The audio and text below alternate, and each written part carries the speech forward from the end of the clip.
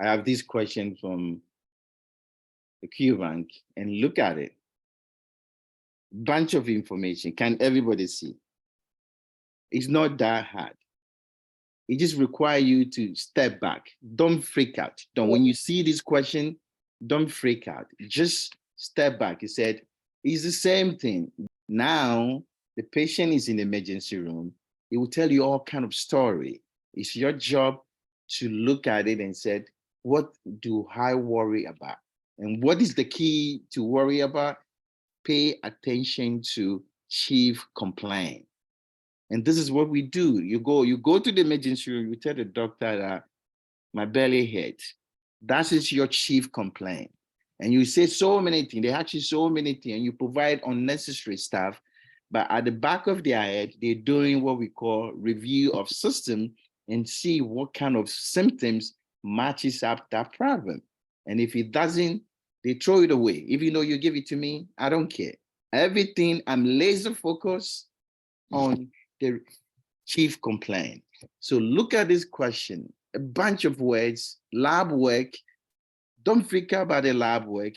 You just look at it and see if it's abnormal. If it's abnormal, okay, I know it, lab work is abnormal. Don't look at the little details. What is the scenario?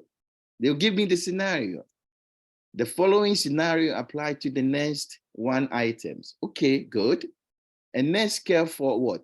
4 hours for a client, 4 hours post-operative after laparoscopic surgery. That's all. Patient just had surgery and it's been 4 hours. The rest of the information they're going to give me, I don't care. I just pay attention and see if something is worrisome. What is it? They give me the chief complaint. This will be considered like the main idea. The 31-year-old female, post-op Roux-en-Y, had surgery. Okay, who cares? She's fully alert, okay. Oriented, fine. GCS of 15. Yes, because when you walk in and she's talking to you, you do that all the time. When you go to the floor at the nurse, they're just telling you what the patient looked like. That means patient is fine. The client told me what? Report pain at the incision is 4 out of 10. I know you just had surgery. I expect you to have pain at the incision site. So is that a problem? I ignore it. So from here to here, 3 lines in my head, 4 surgical incisions were assessed and they were clean, dry. Basically, you look at it and you say, it looked fine. It's with glue, fine. You listen to the bio because that's your assessment. When you see the patient and nurse RN do the assessment. So you're doing your assessment to make sure patient is fine. You listen to the bio sounds. They were hypoactive. Should you worry about this? No, just had surgery 4 hours ago. Why would that be a problem? I ignore it. I keep on going. 6 lines, I've ignored everything. I don't even care. Indwelling catheter was secured to the bed frame without kink and loops. Okay, who cares? It's draining.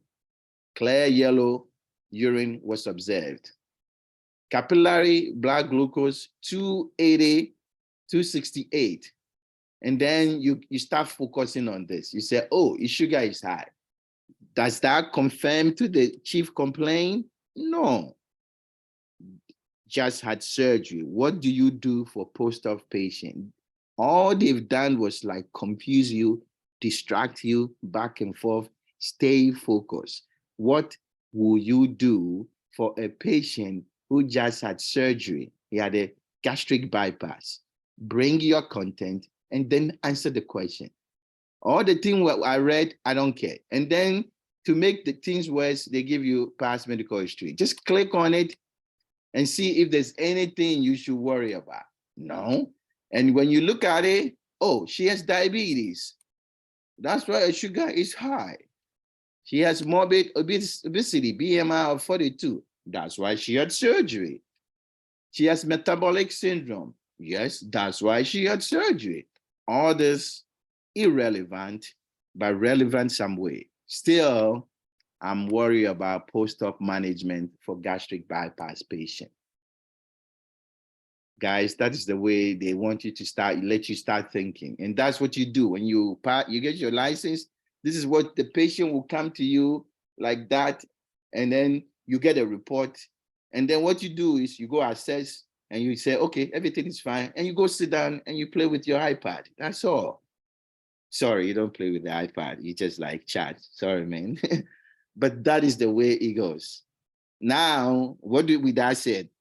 Post-op management of gastric bypass. Select the anticipated provider orders. So what would the provider give me? What kind of orders you should anticipate now? Because you know, you've seen these patients all the time. So a gastric bypass patient who just had surgery, this is what I expect. Each category must have at least one option. So you got to select one option from others. You have to select one. So that is the only problem. They will tell you what you need to do. Don't worry, like I said, don't freak out. I got you here. Okay. And each category may have more than one option. So there may be one or two things here, or maybe one. Guess what? Look at it. Activity. He just had surgery. It's a gastric bypass patient. What do you worry about gastric bypass patient? Do you let them stay in bed? She's BMI of 42. Get yourself up and start walking right away. So out of bed to chair.